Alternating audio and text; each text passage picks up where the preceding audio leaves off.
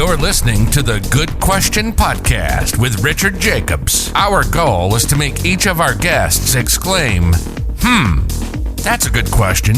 I don't know the answer. Because when that happens, it means you, the listener, may be inspired to learn more beyond the interview and to ask great questions yourself that lead to new insights. In this podcast, we cover historical and current anthropology, comparative religion, and history. Welcome, and let's get started. Hello, this is Richard Jacobs of the One Good Question podcast.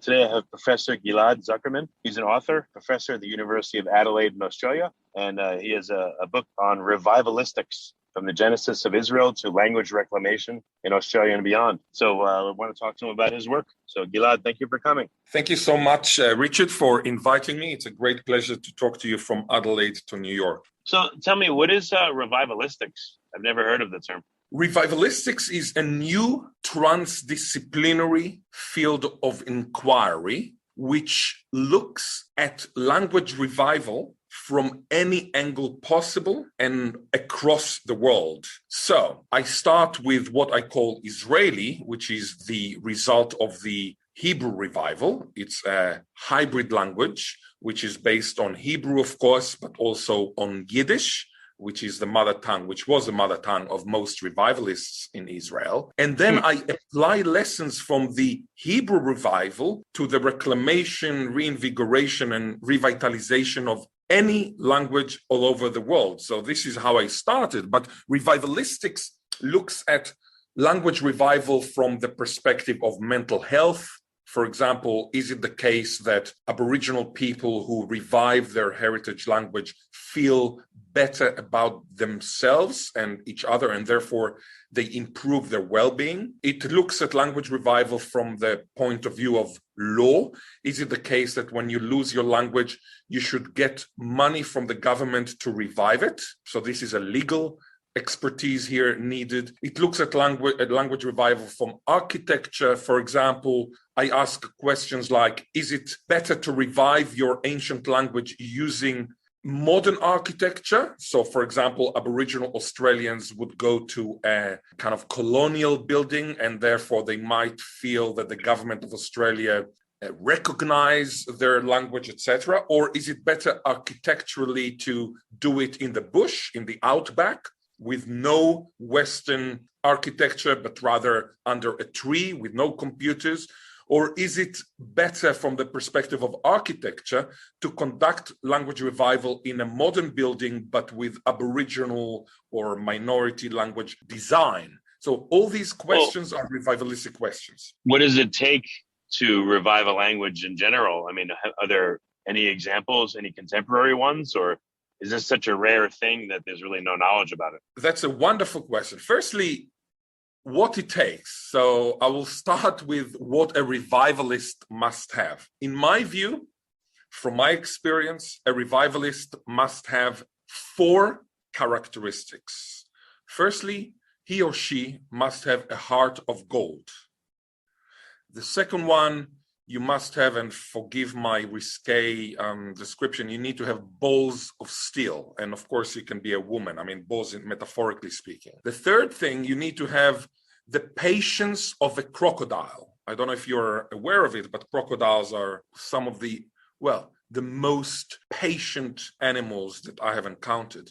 And the fourth characteristic a revivalist must have is the willingness to, unfortunately, sometimes serve as a punch bag, because you have to deal with people who ipso facto are unprivileged and disadvantaged because they had lost their language, often due to linguicide, to language killing. So, of course, when your language is killed, just imagine that you are not allowed to speak American or American English. You're not allowed to express your emotions in English. Just imagine. I mean, it's ridiculous, but this is exactly what happened to many. When has that happened and where? So the stolen generations phenomenon unfortunately happened from 1901 until 1971 which happens to be the year I was born. I was born in Israel, of course. But my friend Howard Richards, well, rest in peace. Unfortunately, he died 2 years ago. He was stolen from his mother in Ghilad, which is Port Lincoln, Eyre Peninsula. My friend Lavinia Richards was stolen when she was a young woman. My friend Harry Dare, from Port Augusta, from another place in South Australia, was stolen when he was, I think, 4. When we say stolen, what we mean, a black car of the Australian government. Some officers came out of the car, asked the child, "Are you Harry Dare? Is your father white?" etc. These are mixed blood or hybrid people. So the government stole them because the Australian government from 1900 to 1971 felt that it had the obligation to save, in quotation marks, of course it's all quotation marks, these children from the Aboriginal way of upbringing, etc. So I'm sure that many of the officers thought that they were doing the right thing, but needless to say, if you're taken from your mother when you're young and you're not allowed to speak your language, etc., I don't need to elaborate on the possible mental health effects and the trauma, the post-traumatic stress disorder, etc. But linguicide happened from the very beginning of colonization. I can quote for you, for example, a person called Anthony Forster, who in 1843, so what is it, like almost 180 years ago, 1843, said, and this is from my memory, the natives would be sooner civilized if their language was extinct. In other words, Anthony Forster, who was a politician, an Anglo colonizer in Australia, knew that when you kill the language, you kill the cultural autonomy, you kill the intellectual sovereignty, you kill the spirituality, you kill the soul, metaphorically speaking.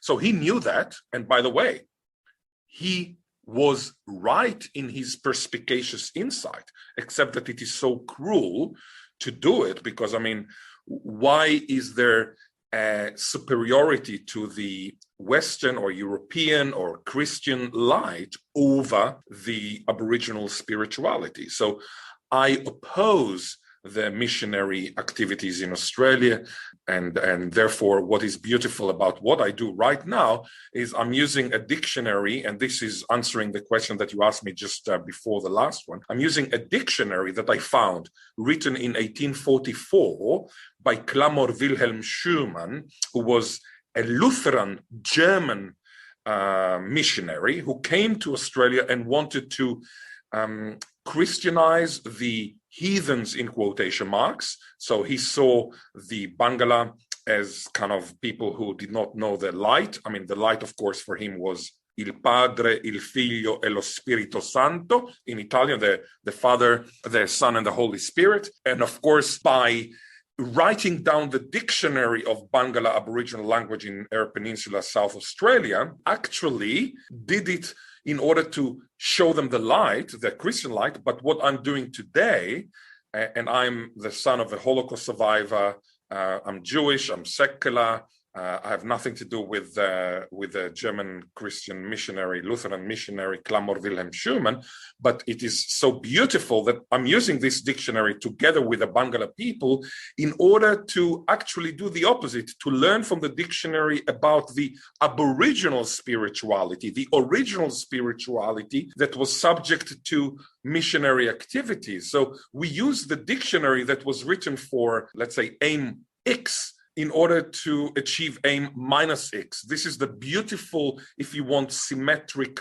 redressing of the past. But you ask me what one needs in order to revive a language. So what you need a dictionary. And in our case, I have managed to get out of this dictionary 3,500 words, which is a lot. Just remember that the Old Testament, that is considered by some as the epitome of literature, etc., the Old Testament only has 8,000 words, 2,000 of which are hapax legomena. In other words, 2,000 words in the Bible, the Hebrew Bible, appear only once. So it means that you only had 6,000 practically words, whereas in Barngarla we have 3,500 words, which is a lot. It's more than half of the Old Testament.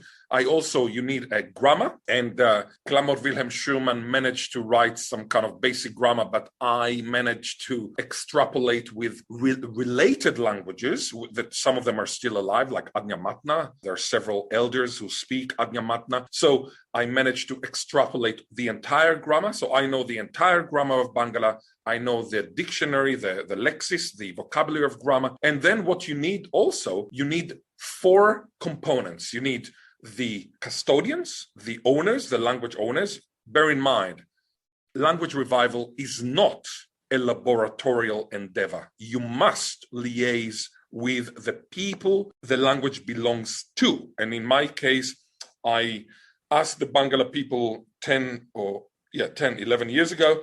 I asked them to come to my office, the 5 representatives, and I told them, look, I found a dictionary from 1844. I can revive your sleeping beauty, your dreaming beauty. Tell me what you think about it. And what they told me changed my life then. They said, we have been waiting for you for 60 or 50 years. This is why I decided to start. So this is the first component. The other component is, of course, the public sphere. You need a government that is advanced enough to understand the huge damage that linguicide has caused. You need a government to help language revival, to define Aboriginal languages and minority languages as official languages of the country. Unfortunately, it has not yet been done in Australia. But if you look at Aotearoa, New Zealand, Aotearoa means the land of the long white cloud, but some Maori friends of mine call it the land of the wrong white crowd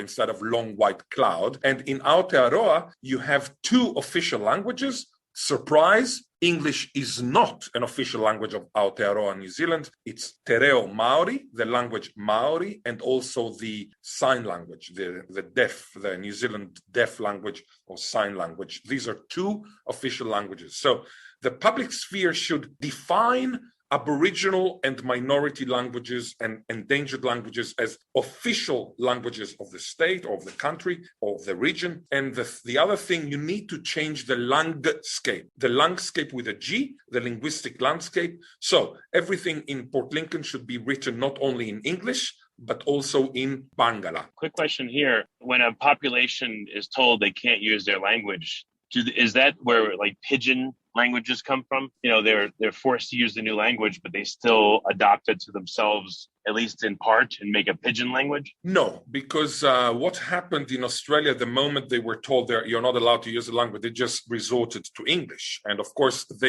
you are right that often they speak what we call Creole or Aboriginal English, which could be the result of a pidgin. A pidgin, traditionally speaking, is when you, say, are a slave or you are a worker in the Caribbeans and you're trying, nobody tells you you're not allowed to speak your language, but you're just trying to communicate with your employers. And of course, the employers do not speak Twi or TWI, the language from Ghana. So they speak, say, English, or they speak Dutch, or they speak French, or because they're Creoles that come from many different languages, not just from English. But if I take, say, Jamaican Creole, you want to speak to them in their language, but your language is Twi because you come from Africa. So you end up trying to speak their own language. But of course, nobody takes you to an ulpan, what we call ulpan, like nobody teaches you the language properly, like this is the grammar. So you just kind of end up speaking pidgin. Now, pidgin meaning kind of you do not really have grammar. It's just like you, guitar, me, play, now, that. Yeah. But then your kids are exposed to this pidgin, and traditionally speaking, they end up with a language that has grammar. This language is called Creole. And therefore, you do have Creoles, you're right, happening a lot among Aboriginal people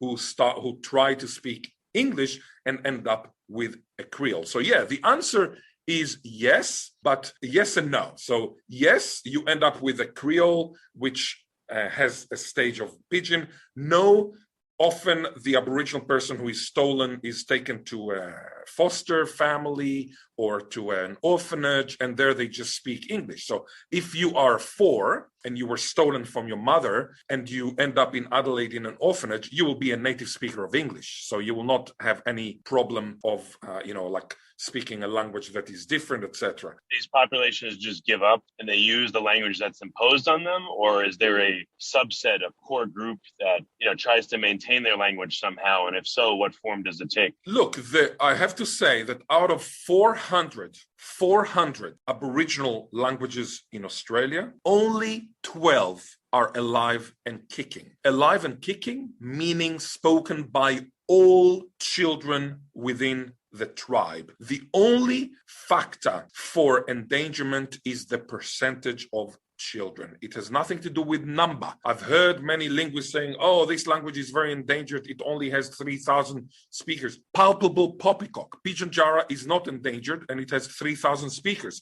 But everybody, all the kids speak Pidgin-Jara, which is an Aboriginal language in South Australia. On the other hand, in Africa, you have a language with 10 million speakers, which is severely endangered because the percentage of children is very, very low, the children who speak the language. But you have to understand, when a child is taken at the age of 4 from his mother, this child is not going to continue to say, "Oh, should I speak my language?" I mean, it's a child, It's so. But coming like intact communities that were forced en masse to not use their language anymore, is the dynamic different in those circumstances, or is languicide or linguicide, whatever you call it, is it always accompanied by theft of children from a community or breaking apart of the community? No, I have to say that you are right.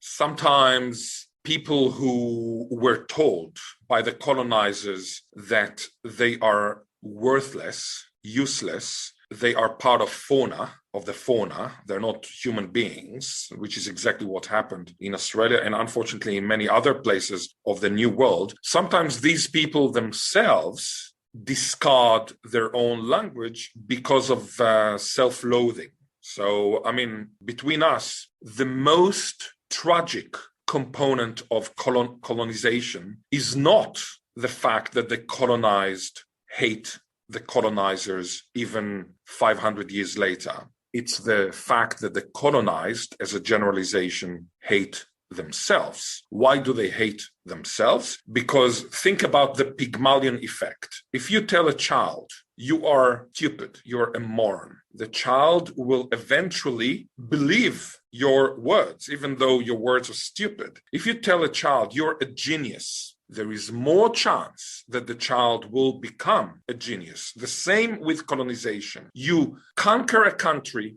and you tell the people there, you are animals. After a while, and this is the tragedy, it trickles down.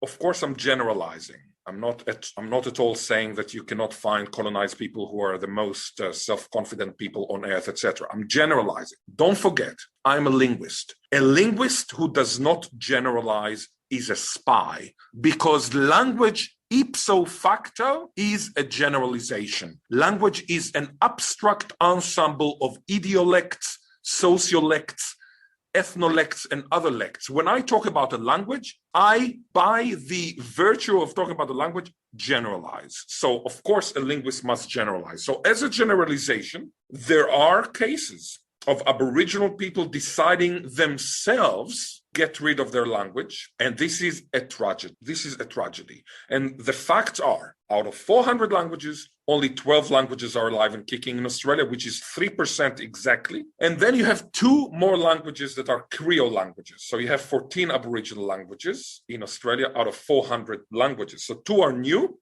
Creole languages, which is related to your perspicacious question earlier, and 12 are traditional languages that are still alive. What happened with the other languages? Most of them were subject to linguicide, language killing, but some of them were subject to what I call glottophagy. Glottophagy, language eating. For example, Pidgin-Jara is eating another Aboriginal language called Yankunytjatjara. So Yankunytjatjara people in South Australia, they say, well, okay, let's forget about Yankunytjatjara. Pidgin-Jara we understand, etc. So now they resort to Pidgin-Jara. So it's not linguicide in the sense that the government of Australia came and said, you're not allowed to speak Yankunytjatjara. It's linguicide that happens in a more kind of gradual, more in quotation marks, civilized way, not like Stoner generation. So what happens if you have, a native tribe that, again, their language is lost, they're not one of the lucky ones, and then another tribe, their language comes back, and that language, do they take on that language because it's more similar to their cultural heritage? Or do No. they just go with English or nothing? Or again, is there any benefit to Okay, so look, somewhat of a closer language and culture that they had? So of course, I've given you a case in which a similar language is being kind of overtaken by another language, but mostly you cannot tell a Welsh person, look, Welsh is endangered, just speak Russian. It's an Indo-European language and that's it. You cannot, because who cares about Russian in Wales? You cannot tell a Scottish person, well, who cares about Scottish? Just speak English. What do you mean? And you cannot tell, like a Barngarla person, well, look, Barngarla is a sleeping beauty before we reclaimed it. So just speak Adnyamatna, because he is or she is Barngarla. He's not Adnyamatna. You cannot just tell an Aboriginal person, just speak one Aboriginal language. In Australia, no, but what if you're in a group again that your language was lost? There's no books, there's no way to recover it that you know of. Oh yes, so you either have nothing or you have, let's say English. So maybe you think to yourself, all right, look, this is at least somewhat close to our native language in terms of culture, custom, and everything. I'd prefer to do this than to do nothing. Does that happen?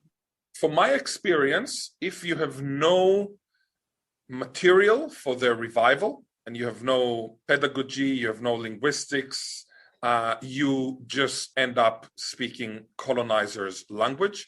You do not want to speak a language which is of a different tribe just for the sake of saying, look, I'm not the colonizers' language. I'm not a speaker of the colonizers' language, but rather a speaker of the other tribe. Because don't forget one thing. It's not the case that all the tribes are united and they love each other, etc. In fact, there is a phenomenon these days called native title, which personally I feel it's a horrible thing. It's this idea of fighting for money as compensation for the loss of land. And this results in animosity between various tribes because everybody wants to get the money from the government or from BHP that is raping or slaughtering the land, etc. And the result is that everybody hates each other. So, all the tribes hate each other. And furthermore, and this is a very unfortunate reality, and of course, I'm telling you exactly what I think without any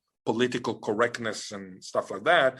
The unfortunate reality is then you end up having animosities and feuds within the tribe itself because some people want to get hold of the resources as opposed to other families within the same tribe. So needless to say, when you're fighting for native title, you're not going to get your enemy's language as your emblematic kind of Aboriginal language for everybody. Obviously not. So, Aboriginal people might be kind of disliking another Aboriginal tribe as much as they dislike the colonizers, you know what I mean? So it doesn't work this way. It's just like you cannot tell, as I said earlier, you cannot tell an Irish person because Irish is endangered to get rid of Irish and to end up with Lithuanian because both of them are Indo-European language. Doesn't work this way. Let alone the fact that in Australia we have two main categories of languages. One is the Pama-Nyungan languages,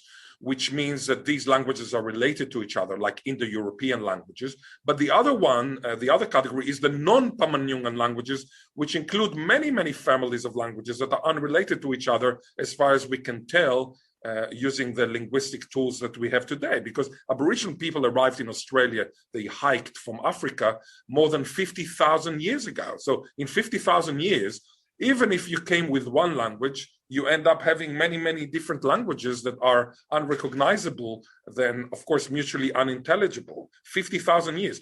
Look at English and German that people cannot understand, and it's just a matter of several centuries, this kind of divergence. So have you personally been involved in one or more revivalistic efforts where you've been there from the beginning and carried it all the way through? Have you been that patient crocodile that's helped any group of people to fully restore their language? Absolutely. So I have been involved in a plethora of reclamations all over the world. But in the last 11 years, I have been the main revivalist of a specific language called Barngarla.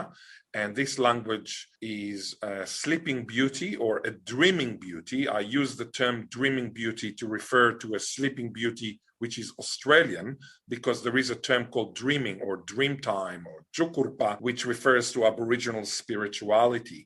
A sleeping beauty is a term that I coined to refer to Hebrew, for example, that was a sleeping beauty for 1,751 years. Nobody spoke Hebrew as a native tongue from 135 AD until 1886 AD. So 1,000. Tell me, yeah, I heard. I guess what Eliezer Ben Yehuda was the one that reconstituted it. But why did it stop, and when, and what's the history of this?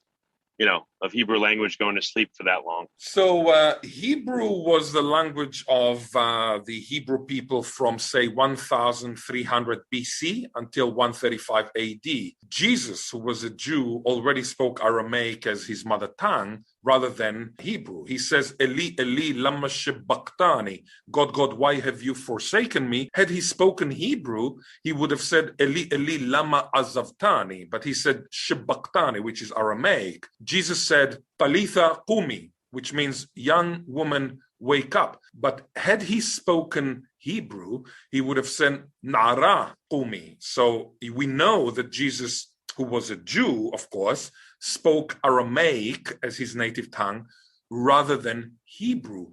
At the time of Bar Kokhba, who was killed in Beitar in 135 AD by the Romans, of course. Symbolically speaking, that was the end of Hebrew. So Bar Kokhba is the last symbolic speaker of Hebrew. And then, of course, Jews were kicked out of Israel. They went to Mesopotamia, which is like Iraq today, and they ended up speaking Aramaic and other languages. So, for example, Ashkenazic Jews speak Yiddish. And when Eliezer ben Yehuda, who was not a linguist, but rather a politician, who understood that for nationhood, European nationhood, you need three components. You need language, land, territory, and lens, heritage. So we had the lens. Every Jew said next year in Jerusalem. It doesn't matter whether genetically he's a Khazar or genetically he was a Swede who converted. It doesn't matter. The fact that you say next year in Jerusalem, every Passover, means that you have this lens, this heritage. But Jews in the fin de siècle, at the end of the 19th century, had neither a unifying tongue nor territory. Jews were stateless, just like Romani, just like gypsies. Yeah? And Ben Yehuda, who was born Perelman, of course, he was a Yiddish speaker.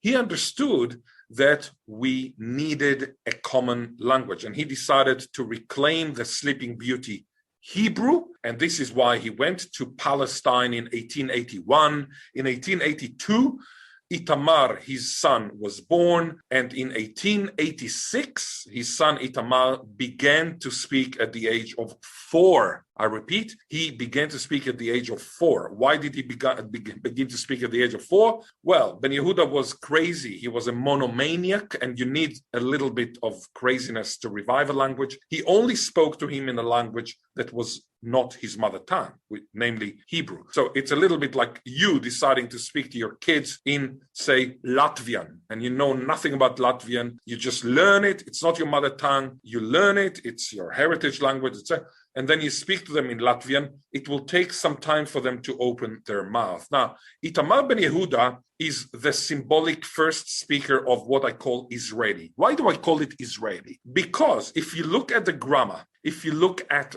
the lexis, the vocabulary, if you look at every single aspect of Israeli, you can see the cross-fertilization in action between the Hebrew that Eliezer ben Yehuda and his friends were trying to reclaim, and the Yiddish that was their mother tongue. They hated Yiddish, but they could not get rid of Yiddish, because you cannot escape your roots. Even if you hate your language, your mother tongue, you will end up having the accent of your language, of your mother tongue, the Weltanschauung, the worldview, the mindset of your mother tongue when you start speaking another language after puberty. I'm not saying before puberty. Before puberty, you can become a native speaker of Chinese, no problem. I send you from Queens to Shanghai when you're 2, you'll be a native speaker of Shanghainese as well as a native speaker of Mandarin, no problem whatsoever. When I was a child in Israel, we said in England, every stupid person speaks perfect English. Yeah, true. However, after puberty, you cannot speak the language natively. So Eliezer ben Yehuda spoke Hebrew, which is not his native tongue, and the result is that Itamar ben Avi, his son, as well as all the other first Israeli speakers, ended up speaking a language that is a mishmash. On the one hand, it's a phoenix rising from the ashes, that's Hebrew. On the other hand, it's a cuckoo laying its eggs in the nest of another bird, tricking it to believe that it is its own bird. This is Yiddish. On the third hand, it's kind of a magpie stealing from American, from Polish, from Russian, from Arabic. In fact, most swear words in Israeli are Arabic. So when you swear in Israeli, when you curse somebody, you use Arabic. So Israeli is a rara awis. It's a rare bird. It's a finny cuckoo cross with some magpie characteristics.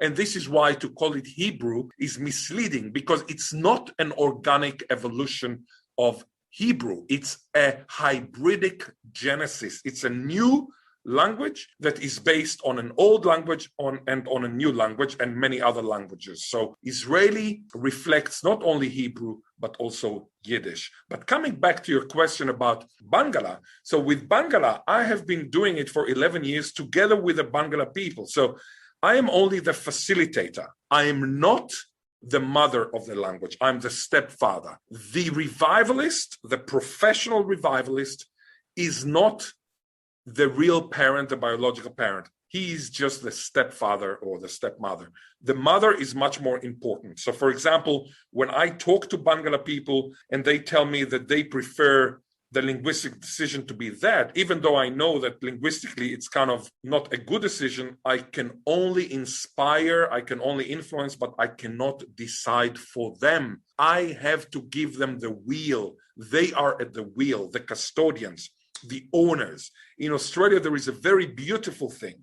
There is a distinction between language ownership and language usership. You can own a language without using any word, and you can use a language like me without owning anything in it. So the Aboriginal, the indigenous, the minority, the endangered are always at the wheel. Did Aramaic predate ancient Hebrew, and where did Yiddish come from? Okay, so Aramaic and Hebrew are practically sisters or cousins.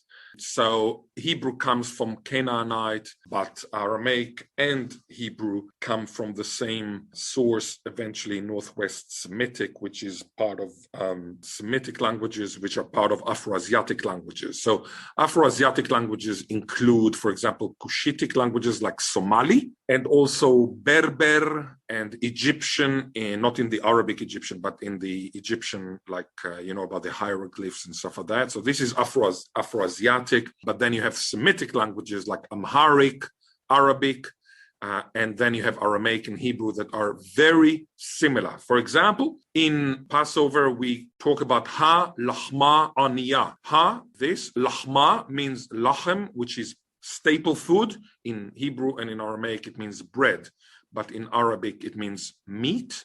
And in Moroccan Arabic, it can mean fish. So it's a staple food, lachem. But in Aramaic, instead of saying ha lechem, which means the bread, you have to say lachem a. So the definite article comes after the word. This is why you say lachma rather than ha lachem.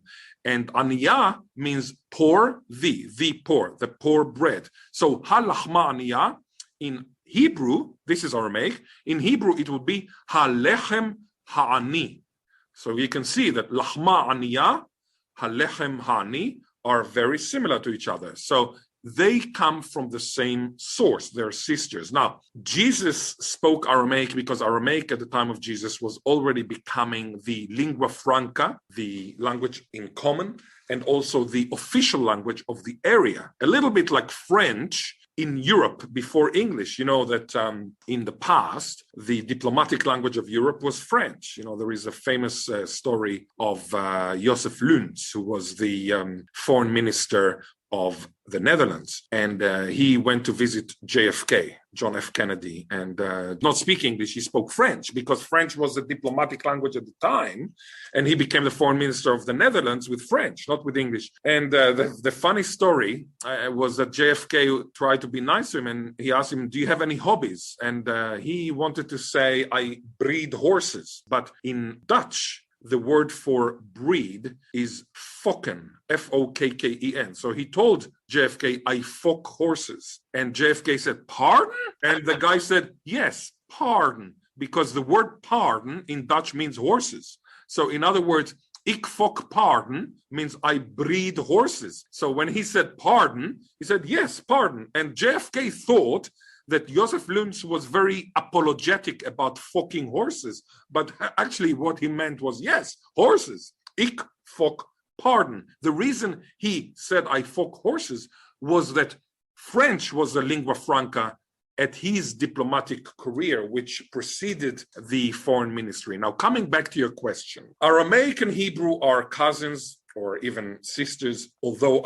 Hebrew is closest to Phoenician, because both are Canaanite. But what is Yiddish? Yiddish is a continuation of German of the 10th century in Bavaria, in Baden-Württemberg. And who were the Jews there? They were Latin speakers who moved from Italy and France.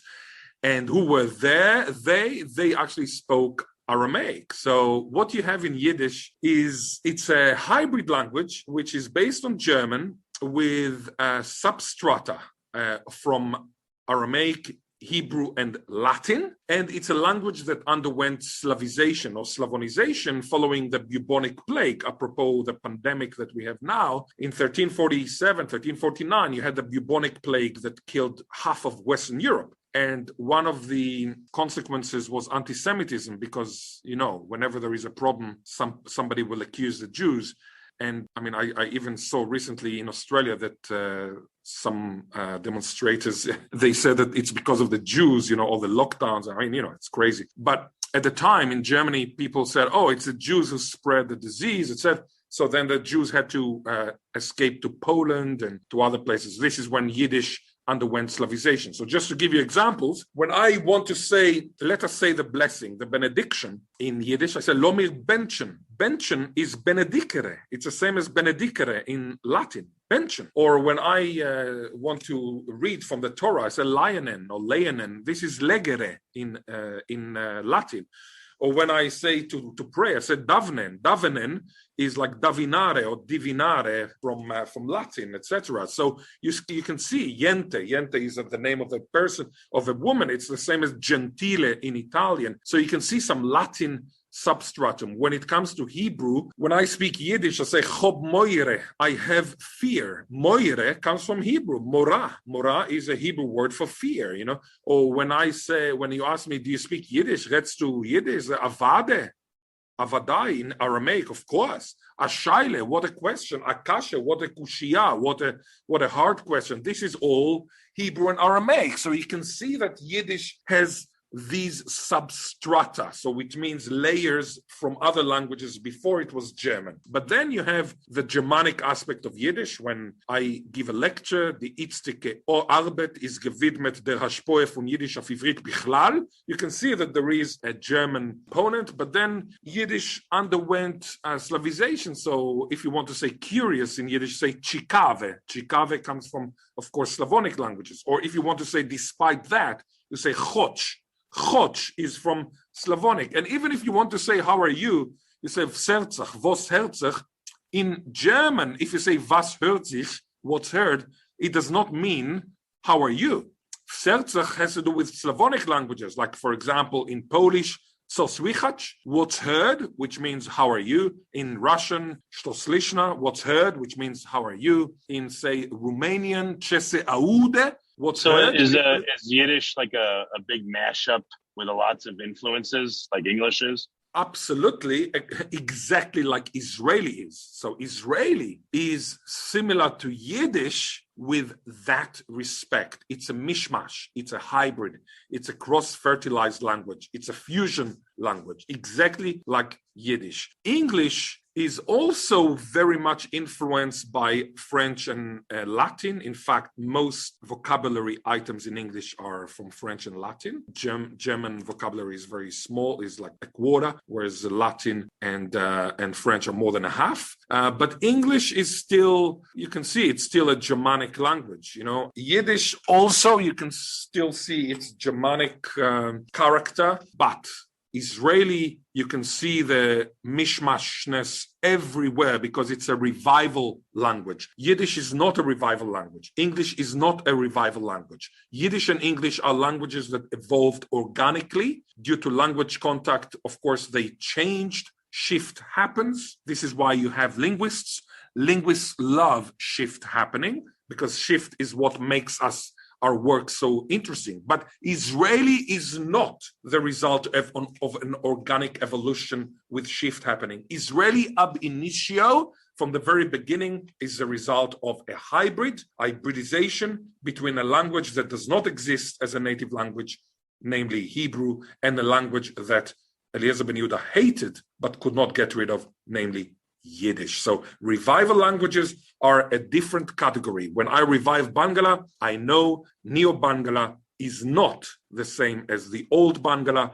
It has a lot of input from English, from Australian English, from German, which is a language of Clamor Wilhelm Schumann, from Israeli, which is a language of the revivalist, me, your humble servant, etc. So it's a mishmash, and there is nothing wrong with hybridity. Hybridity is beautiful. Okay. Well, question here. So are there phrases or things that you can express in Barngarla that have changed your mindset about it, that have taught you things or given you insight into this old language and this old culture? Absolutely. I'll give you several examples. So the word, say, wadlada, it means tree, but a very similar word means to tell a story. And then when a Barngarla person speaks, he or she cannot avoid thinking of a tree in the context or in the echoing of telling a story. You know what I mean? So this is one thing. Another thing, in Barngarla, you only have 3 numbers. Guma, Gudara, Gaba. 1, 2, 3. Guma, Gudara, Gaba. And you ask, why? Why only 3 numbers? Well, it's very simple. Hunter-gatherers do not need to count. You kill a kangaroo, you eat it, then you do nothing for 1 week, then you kill another kangaroo. How many kangaroos would you kill at the same time? 3, max. You're not going to kill 1,000 kangaroos and put them in an abattoir and count all the tails, as I saw in an abattoir in Port Augusta. So you don't need numbers. So on the other what hand, if you have a tribe of more than 3 people? Is there just a word called many above 3? I've heard, Ngala. a lot of tribes will do that. Ngala. So Guma, Gudara, Gaba, and then Ngala, which means many. You're very right. And then on the other hand, in Barngarla, when it comes to singular and plural, they laugh at English, because in English, you can say 1 emu and then emus. In Barngarla, if you see 1 emu, you say waraija. If you see 2 emus, you say waraijalbili. If you see 3 emus or some emus, plural, you say waraijari. But if you see heaps of emus, you see suddenly, I don't know, like dozens of emus are kind of coming after you, you say waraijalyarana, waraijalyarana. So I repeat, you have waraija, waraijalbili, waraijari, waraijalyarana. In other words, you have singular, dual, plural, and super plural. In other words, Barngarla Aboriginal people, they have a much more convoluted distinction when it comes to counting in the plural singular realm. But when it comes to counting 1, 2, 3, it's just Guma, Gudara, Gaba, and then Ngala as many. Another aspect of Aboriginal languages in general and Barngarla in particular, the number of pronouns is unbelievable. You have so many pronouns, and they all tell you a story about how we are related to each other. So if I say I, it'll be different from we, which will be different from we too, which will be different from we too related to each other through a woman and we two related to each other through a man. So if I talk with my sister's child, it will be a different we two than if I talk with my brother's child. So in other words, when you look at English, like we can mean two, can mean three, we, just two of us, three of us. In Barngarla, you have many, many more possibilities. The kinship is so important in Aboriginal languages. So when we meet each other, say you and I, well, maybe you will ask me, where did you do your PhD? I said, well, I did it in Oxford. Where did you study? Where did you go to school? Where do what do your parents do? But when Aboriginal people see each other traditionally, it's like, how are we related to each other? And are you in the same generation as me? Am I allowed to marry you, etc., etc.? So you have many taboos. Another thing is that you're not allowed to mention somebody's name 2 years after he dies or she dies, or 1 year. You're not allowed to show their photo. You're not allowed to mention a word that reminds you of their name. So, for example, if God forbid, Bill Clinton dies, Hillary Clinton goes to the restaurant, and at the end she says, excuse me, can I have the check, please? Of course, she will say check anyway because she's American. But what I'm saying is that you cannot say the word Bill. Or if, let's say, Jack Nicholson dies, his wife goes to travels and she has a puncture. She tells her friend, excuse me, can you bring the something from, the Jack? But she cannot say Jack. So she has to say the something or the what's its name. So this is exactly what happens in Aboriginal cultures. Another thing, you are not allowed to speak to your mother-in-law. Your mother-in-law is a taboo. You're not allowed to speak to her. That might be a good thing for some people, Yeah, in Yiddish, the word for mother-in-law, well, I think it's Schwiegerin, which has to do with silence. Schweigen is silence. Wittgenstein said when one has nothing to say, one has to be silent. Schweigen. He used the word Schweigen in German, but I know some people instead of Schweigen they say schreiben. When you have nothing to say, start writing instead of start being silent. They reanalyze Schweigen as schreiben. Which obviously is ridiculous because then they write when they have nothing to say. But yeah, Schwiegerin is like their mother-in-law. Very good. I know we've gone for quite a while. There's many things to ask you from here, but where can people find out more about revivalistics and your work? Where can they go? Firstly, they can buy the book Revivalistics by Oxford University Press, New York. It's a relatively affordable book, only $35. I negotiated that it would be a paperback, so it's not only for libraries. It's a book that tells my personal story from the promised land to the lucky country, from Israel to Australia via many other places. It's an academic book on the one hand, but it's also kind of an activist book, especially the second part on the other. It has a very kind of scholarly part, but it also has a very personal part. It has a lot of linguistics, but a lot of sense of humor. The other thing, one can go to MOOC, Massive Open Online Course, and take MOOC that I designed called Language Revival, Securing the Future of Endangered Languages. This is a free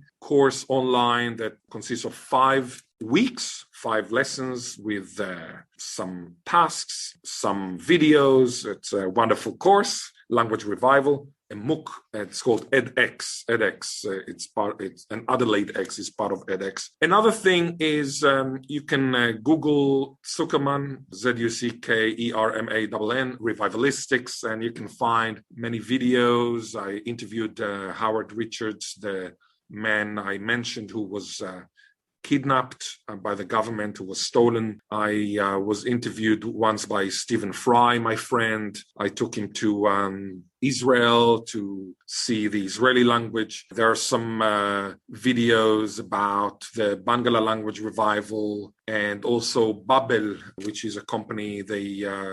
We made a video about why we should revive languages, and there I explore the ethical, the aesthetic, and the utilitarian benefits of language revival. So there is a lot on the net, and just remember revivalistics. And if you look at the book, you will be able to say revivalist sticks. I put a photo of some sticks. I like taking photos of sticks in the air, and it's revivalist sticks. So it's like revivalistics. Okay. Well, very good. Well, Ghil'ad, it's been a very cool call, and thank you for coming. I appreciate it. It's a pleasure, Richard, and anytime I'll be very happy to talk to you. Thank you for listening to the Good Question Podcast. Please email support@thegoodquestionpodcast.com if you have any referrals to great guests for us to interview. Visit thegoodquestionpodcast.com to hear more interviews. And please help us spread the word by rating and reviewing us on Apple Podcasts, iTunes, Spotify, YouTube, or wherever you listen to this podcast.